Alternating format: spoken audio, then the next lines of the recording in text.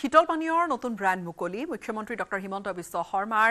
Kempa নামৰ নতুন brand মুকলি কামৰূপৰ সাংসাৰিটিয়া অনুষ্ঠানৰ পোনপটীয়া সম্প্ৰচাৰ সংবৰ্ধন হ'ব বুলি মই আশা কৰিছো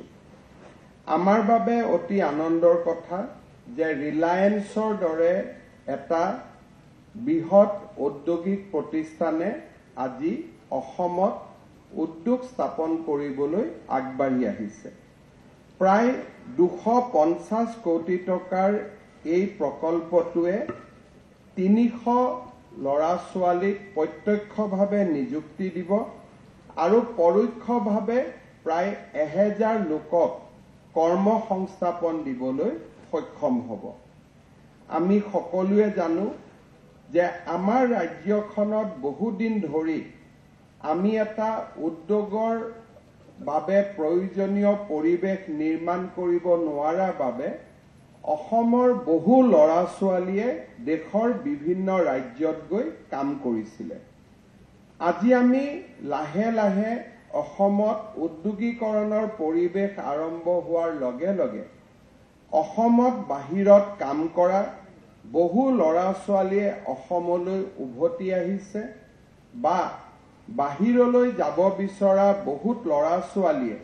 এতিয়া নিজৰ ঘৰৰ কাষতে কৰ্মসংস্থাপন পাবলৈ সক্ষম হৈছে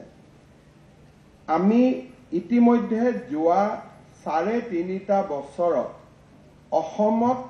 40,000 কোটি টকা বিনিয়োগেৰে কেইবাটাও উদ্যোগৰ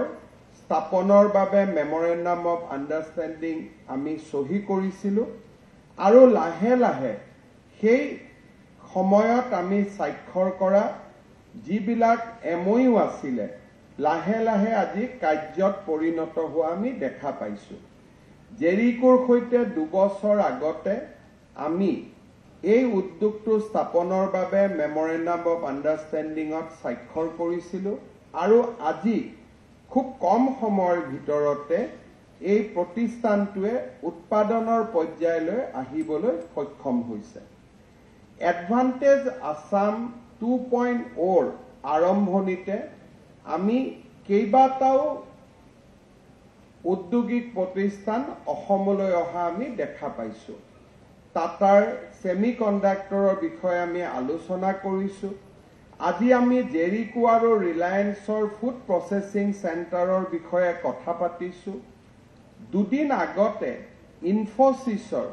ডেভেলপমেন্ট চেণ্টাৰ এটাও অসমত আৰম্ভ হৈছে আৰু এসপ্তাহ আগতে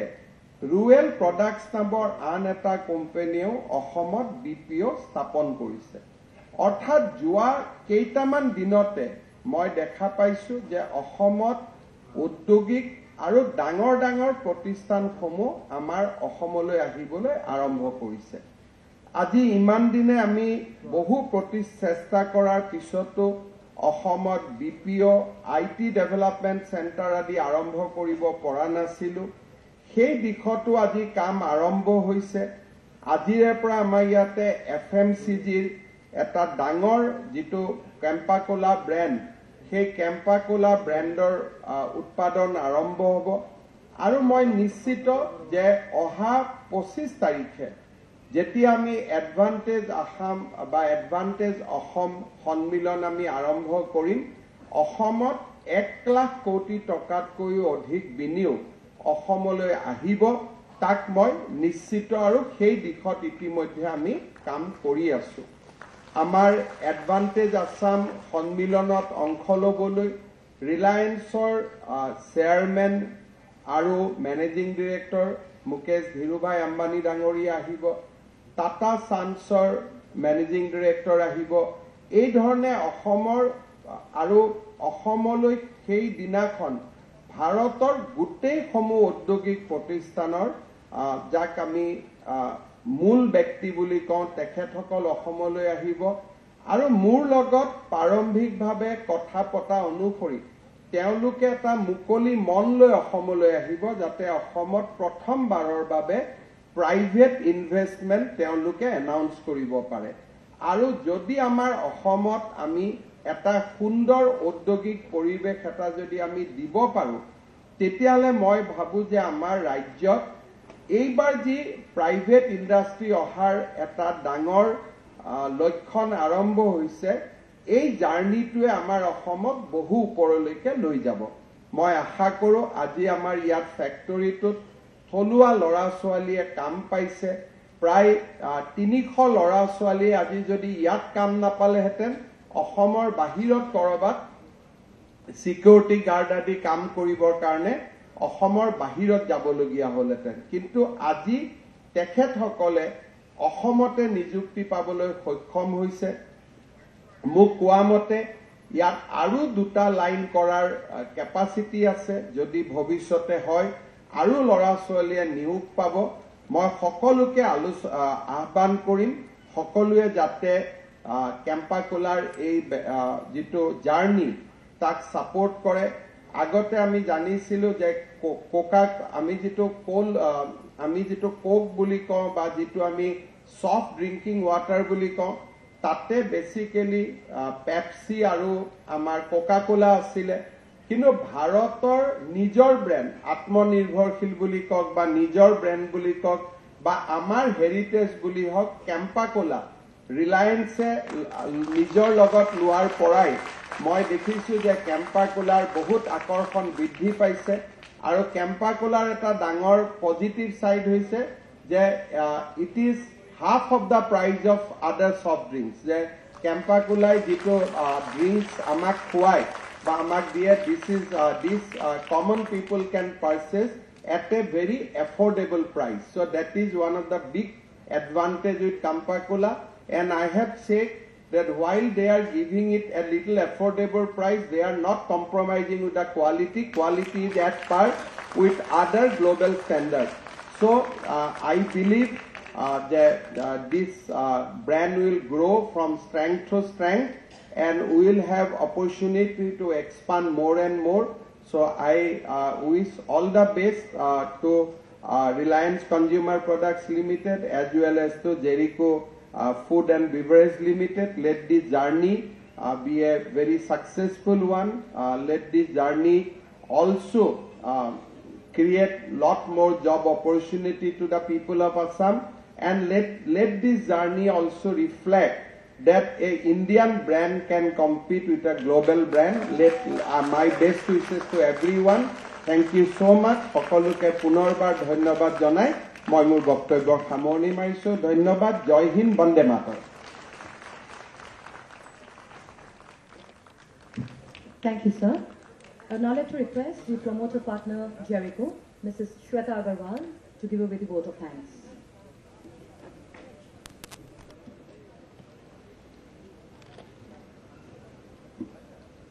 Honorable Chief Minister Himanta Biswa Sharma ji, Vidhayak Shri Diganto Kalika ji, Shri Ketan Modi ji, leadership team of RCPL, our business partners State Bank of India, ladies and gentlemen present here. I deem it my pleasure to stand here for offering vote of thanks. Since assumption of his office, Honorable Chief Minister has taken upon himself the arduous task of industrialization of Assam so that the people of Assam can lead a prosperous life. Our present venture is the outcome of Assam government's policies and it is due to workaholic stand of Honorable Chief Minister sir we could start production within such a short period of time.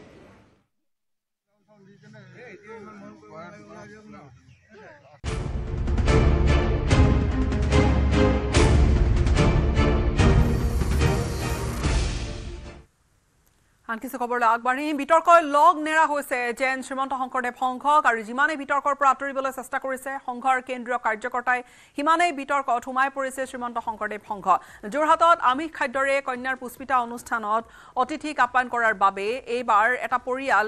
সংঘৰ পৰা এবছৰৰ বাবে বহিষ্কৃত হৈছে শংকৰদেৱ সংঘৰ ৰংদৈ যুগনীয়া নৱপ্ৰাথমিক শাখাই এই অনুশাসনমূলক ব্যৱস্থাটো গ্ৰহণ কৰিছে আত্মীয় তথা বন্ধু বৰ্গক যোৰহাট নগৰত থকা ঘৰত আমিষ খাদ্যৰে আপ্যায়ন কৰাৰ বাবে পৰিয়ালটো সংঘৰ পৰা বহিষ্কৃত হ'ল গৌতম বৰুৱা নামৰ লোকজনৰ পৰিয়ালটোৰ ঘৰত এবছৰলৈ তেওঁলোকৰ ধৰ্মীয় যিকোনো তেওঁলোকৰ ঘৰত হোৱা ধৰ্মীয় অনুষ্ঠান বাতিল কৰাৰ সিদ্ধান্ত লৈছে সংঘই আৰু গৌতম বৰুৱাৰ ঘৰত অনুষ্ঠিত কৰা কোনো ধৰণৰ ধৰ্মীয় কাম-কাজত অংশ নলয় ৰংদৈ যুগনীয়া নৱ প্ৰাথমিক শাখাই গাঁৱৰ ঘৰত পুষ্পিতা অনুষ্ঠান শেষ কৰি যোৰহাট নগৰত থকা ঘৰখনলৈ আহি গৌতম বৰুৱাই বন্ধুবৰ্গৰ বাবে আমিষ আহাৰেৰে আয়োজন কৰিছিল সাজৰ কিন্তু যি অপৰাধৰ বাবে শ্ৰীমন্ত শংকৰদেৱ সংঘৰ ৰংদৈ যুগনীয়া নৱ প্ৰাথমিক শাখাই পৰিয়ালটোৰ ওপৰত এই ব্যৱস্থা লয় এই ক্ষেত্ৰত সমাধান বিচাৰি পৰিয়ালটোৱে সংঘৰ প্ৰাথমিক আঞ্চলিক আৰু জিলাৰ বিষয়ববীয়াসকললৈ পত্ৰ প্ৰেৰণ কৰি সুদুত্তৰ পোৱা নাই যাৰ বাবে এতিয়া আইনৰ কাষ চাপাৰ সিদ্ধান্ত লৈছে পৰিয়ালটোৱে ধৰ্মপ্ৰাণ পৌৰ মাতৃৰ ওপৰত সংঘ এনেদৰে গ্ৰহণ কৰা এক অবাঞ্ছিত সিদ্ধান্তত মানসিকভাৱে ভাগি পৰিছে বৰ্তমান গৌতম বৰুৱাৰ মাতৃক চিকিৎসা কৰি থকা হৈছে শ্ৰীমন্ত শংকৰদেৱ সংঘৰ এনে সিদ্ধান্তক লৈ প্ৰতিক্ৰিয়াৰ সৃষ্টি হৈছে আৰু এই সন্দৰ্ভত আমাৰ যোৰহাটৰ সাংবাদিক গৌতম বৰাৰ এক ৰিপৰ্ট শ্ৰীমন্ত শংকৰদেৱ সংঘক লৈ যোৰহাটত শেহতীয়াকৈ আন এক বিতৰ্কৰ সৃষ্টি হ'বলৈ গৈছে কিয়নো যোৰহাটৰ এটা পৰিয়ালৰ এগৰাকী কন্যা সন্তান পুষ্পিতা হৈছিল আৰু পুষ্পিতা হোৱাৰ পাছত শ্ৰীমন্ত শংকৰ সংঘৰ নিয়মানুসৰি যিখিনি নীতি নিয়ম সেইসমূহ কৰা হৈছিল আৰু সেই পৰিয়ালটোৰ পিতৃ মাতৃয়ে সেই নিয়মসমূহ হৈ যোৱাৰ পাছত সংশ্লিষ্ট শ্ৰীমন্ত শংকৰদেৱ সংঘৰ যি বিষয়ববীয়া আছিল তেওঁলোকৰ অনুমতি সাপেক্ষে ঘৰৰ বাহিৰত এটা অন্য স্থানত তেওঁলোকৰ সতীৰ্থ তেওঁলোকৰ লগৰ কিছু সংখ্যক লোকক এটা ভোজ ভাত খুৱাইছিলে আৰু সেই ভোজ ভাত খোৱাৰ পাছত তাত আমিষ ভোজন খুওৱাৰ বাবে কি কৰিলে সেই পৰিয়ালটোৰ যি মাতৃ আছিলে তেওঁ যোৰহাটৰ ৰংদৈত ঘৰ সেই মাতৃলে এনেধৰণৰ এখন জাননী প্ৰেৰণ কৰা হ'ল আৰু তাত লিখা হ'ল যে আপোনাসবৰ গৃহত প্ৰায় এবছৰ দিন ধৰ্মীয় অনুষ্ঠান বাতিল কৰাৰ সিদ্ধান্ত মই তেওঁলোকৰ সৈতে কথা পাতিব বিচাৰিছো সংঘৰ নিয়মমতে 4 দিনীয়া কাৰ্যসূচী হৈ গ'ল হৈ যোৱাৰ পিছত আমি নেক্সট 7 দিনীয়া আন্দোলনখন গৈ পেলাই মই ডিষ্ট্ৰিক্ট প্ৰেচিডেণ্ট আঞ্চলিকৰ যিটো প্ৰেচিডেণ্ট আছিলে তেখেতৰ পাতিলো যে আজিকালি যুগৰ পৰিৱৰ্তন হৈছে গতিকে আমি থুলমূলকে আমিষ ভোজন কৰিব পাৰিম নেকি নেক্সট মাহত 11 দিন হৈ যোৱাৰ পিছত সব নীতি নিয়ম হৈ যোৱাৰ পিছত আমি পাৰিম নেকি তেখেতে ক'ল যে এইটোতো সম্ভৱ নহয় এইটো ভিত্তিত তোমালোকে নোৱাৰিবা বোলো এইটো নোৱাৰিলে আমি বেলেগত কি কৰা তোমালোকৰ কথা এইটো আমাৰ তাত ক'বলগীয়া একো নাই সেইমতে সব কথা হৈ গ'ল হৈ যোৱাৰ পিছত 11 দিনৰ আমাক গোটেই কমপ্লিট সংঘৰ নিয়মতে গোটেই আমি কমপ্লিট কামখিনি কৰিলো কৰি যোৱাৰ পিছত 12 দিনৰ আমি পুনৰ আমি নিজৰ ইয়ালে কেনুগুৰিত থকা ঘৰলৈ গুচি আহিলো আহি পেলাই আমি আগষ্টৰ 3 তাৰিখে ইয়াত এটা ভোজনৰ ব্যৱস্থা কৰিলো আমাৰ বন্ধু ৰিলেটিভ এণ্ড কলিগ মিলি পেলাই আমি ভোজনৰ ব্যৱস্থা কৰিলো যিটো ভোজনত মোৰ মা উপস্থিত নাছিলে ৰিপৰ্ট কৰিছিলে ভোজনটো আমি কেনুগুৰিতে কৰিছিলো গাঁৱৰ ঘৰত নহয় যিহেতু আমাৰ আঞ্চলিকৰ প্ৰেচিডেণ্টে ক'লে যে গাঁৱৰ ঘৰত নহ'ব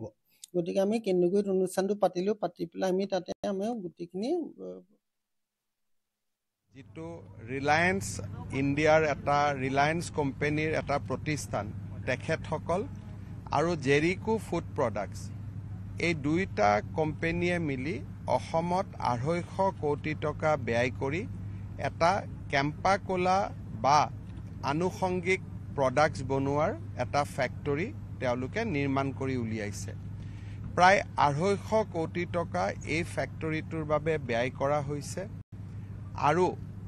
ইয়াতে 300 লোকে প্ৰত্যক্ষ কৰ্মসংস্থাপন পাব 1000তকৈও অধিক লোকে অপ্ৰত্যক্ষভাৱে উপকৃত হ'ব যোৱা কালি ইনফোসিছে গুৱাহাটীত 250 ল'ৰা ছোৱালী কৰ্মসংস্থাপন দি এটা ডেভেলপমেণ্ট চেণ্টাৰ এটাও আৰম্ভ কৰিছে কেইদিনমান আগতে অসমত সেই ধৰণে 500 ল'ৰা ছোৱালী কৰ্মসংস্থাপন দি বিপিও এটাও আৰম্ভ হৈছে এডভান্টেজ অসমৰ প্ৰাক মুহূৰ্তত এনেবোৰ পজিটিভ বাতৰিয়ে আমাক সকলোকে অধিক আশান্বিত কৰি তুলিছে মই আশা কৰোঁ যে এডভান্টেজ অসমৰ সময়ত ৰিলায়েন্সৰ চেয়াৰমেন মুকেশ ধীৰুভাই আম্বানীকে ধৰি বহুকেইজন উদ্যোগপতি অসমলৈ আহিব আৰু আমি 1 লাখ কোটি টকাতকৈও অধিক অসমলৈ বিনিয়োগ আনিব পাৰিম বুলি আমি আশাবাদী এটা পজিটিভ মন লৈ এডভান্টেজ অসম আৰম্ভ হ'ব সকলোৰে সহযোগিতা কামনা কৰিছোঁ আজি ৰিলায়েন্স আৰু জেৰিকোৰ যি প্ৰচেষ্টা কেম্পা কোলা এটা আমাৰ লোকেল ব্ৰেণ্ড হয় ইণ্ডিয়ান ব্ৰেণ্ড হয় সফট ড্ৰিংকত গ্লোবেল ব্ৰেণ্ড আছিলে কিন্তু ইণ্ডিয়ান ব্ৰেণ্ড নাছিলে এখেতসকলে হাফ অফ দ্য প্ৰাইজত কেম্পা কোলা বিক্ৰী কৰিছে বা বিক্ৰী কৰাৰ সিদ্ধান্ত লৈছে ৰাইজ উপকৃত হ'ব মই কেম্পা কোলাৰ এই প্ৰচেষ্টা সফল হওক মই শুভেচ্ছা জনাইছোঁ ৰিলায়েন্স আৰু জেৰিকোক পুনৰ এবাৰ ধন্যবাদ জনাইছোঁ চক অসমত বহু দিনৰ পৰা মই এটা ডাঙৰ চক্ৰ এটাক লক্ষ্য কৰি আছিলোঁ সেইটো হ'ল যে মেডিকেল ইঞ্জিনিয়াৰিং আৰু CBSE পৰীক্ষাৰ আগত ল'ৰা ছোৱালীসকলক চেণ্টাৰ চেঞ্জ কৰাই দিয়া হয় আৰু কিছুমান নিৰ্দিষ্ট স্কুললৈ লৈ যোৱা হয় গোৱালপাৰা নগাঁও কামৰূপ জিলাৰ 247 গৰাকী ষ্টুডেণ্টক CBSE পৰীক্ষাত 30 নম্বৰকৈ অধিক নম্বৰ দিৱাৰ প্ৰতিশ্ৰুতি দি এখেতসকলক বৰাক উপত্যকাৰ পাথাৰকান্দিলৈ লৈ যোৱা হৈছিলে পিছত যেতিয়া তাতে সুবিধা নাপালে ল'ৰা ছোৱালীখিনিয়ে হুলস্থুল কৰিলে লাহে লাহে গোটেই চক্ৰটো পোহৰলৈ আহিছে আৰু এইটো CBSEতে সীমাবদ্ধ নাথাকে এইটো মেডিকেল এন্ট্ৰেন্স পৰীক্ষাটো চলি থকা ডাঙৰ এটা ফ্ৰড এটা আমাৰ সন্মুখলৈ আহিব মই আগতে কৈ আছোঁ যে এই মানুহজন বহুত ডাঙৰ ফ্ৰড হয় his history is all about frauds আমাৰ অসমৰ কিছুমান বুদ্ধিজীৱীক তেওঁ নিজৰ অধীনলৈ লৈ আহি এটা